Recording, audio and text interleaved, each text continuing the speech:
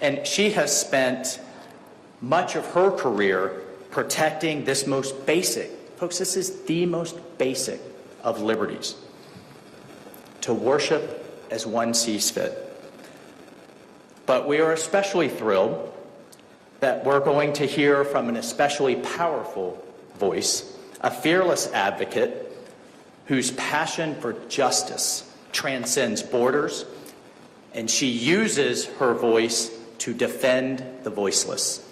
Hers are not empty words, they are a clarion call, echoing the UN's, the United Nations' own Universal Declaration of Human Rights, which proclaims that, quote, everyone has the right to freedom of thought, to freedom of conscience, and to freedom of religion. She steps onto this world stage not as a celebrity, but as a witness. She uses and has used her influence to spotlight Nigeria's persecuted church, reaching out to her 28 million followers, her barbs, as I've now learned. And she uses this, and as she steps on this global stage, to fund emergency relief and to demand action. Nicki, I can't tell you how much I admire you. You're stepping up. You're leaning into this issue. You've enjoyed amazing success, and you could be sitting back and just enjoying it. You could be just living the good life, but you're willing to come here today and roll up your sleeves, and let's try to solve this. Let's try to save these people. So everyone, please join me in welcoming a daughter of the Caribbean, a champion of the oppressed, and a sister in Christ, Nicki Minaj.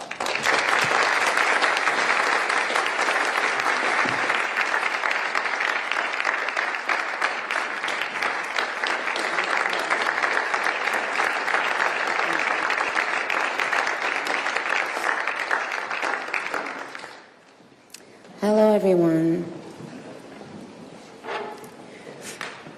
I must say I am very nervous, so please, well, thank you, Ambassador Waltz, for this invitation.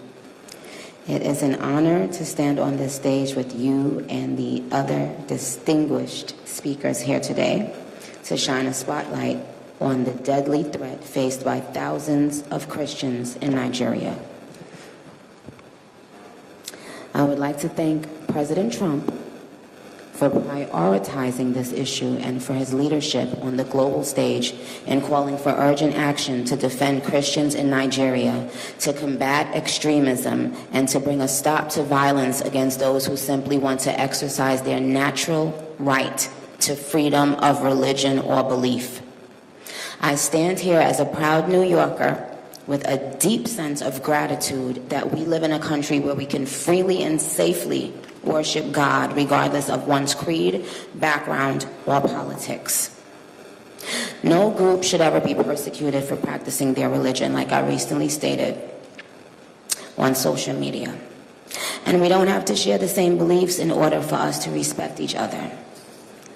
We're way beyond thinking or expecting or assuming for, the person sitting next to you to have the exact same beliefs.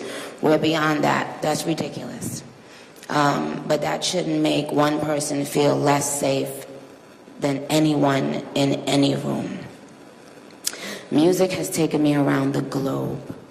I have seen how people, no matter their language, culture, or religion, come alive when they hear a song that touches their soul.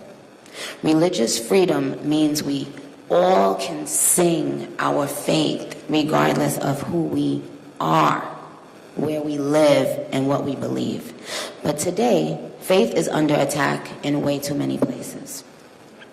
In Nigeria, Christians are being targeted, driven from their homes, and killed.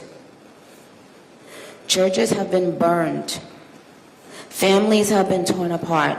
And entire communities live in fear constantly, simply because of how they pray.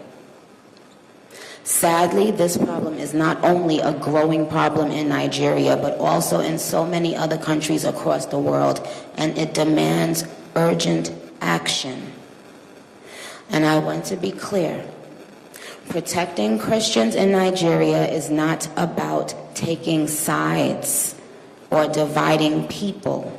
It is about uniting humanity. Nigeria is a beautiful nation with deep faith traditions and lots of beautiful barbs that I can't wait to see. When one's church, mosque, or place of worship is destroyed, everyone's heart should break just a little bit. And the foundation of the United Nations, with its core mandate to ensure peace and security, should shake. I am joined here today by peace builders, by faith leaders, by those who saw violence, saw rising intolerance, saw the threats clearly before us, and chose not to look the other way. I am inspired by their work to build interfaith ties, to see the humanity across the lines which might divide us, and to fight for security and liberty for all those who pray. I look forward to our discussion today, and I hope it will encourage deepened solidarity for us to urgently work together to ensure every person can enjoy the right to believe, to worship, and to live in peace. Barbs, I know you're somewhere listening. I love you so very much. You have been the ultimate light in my life and career for so long. I appreciate you, and I want to make it very clear once again that this isn't about taking sides. This is about standing up in the face of injustice. It's about what I've always stood for my entire career, and I will continue to stand for that. For the rest of my life, I will care if anyone, anywhere, is being persecuted for their beliefs. Thank you.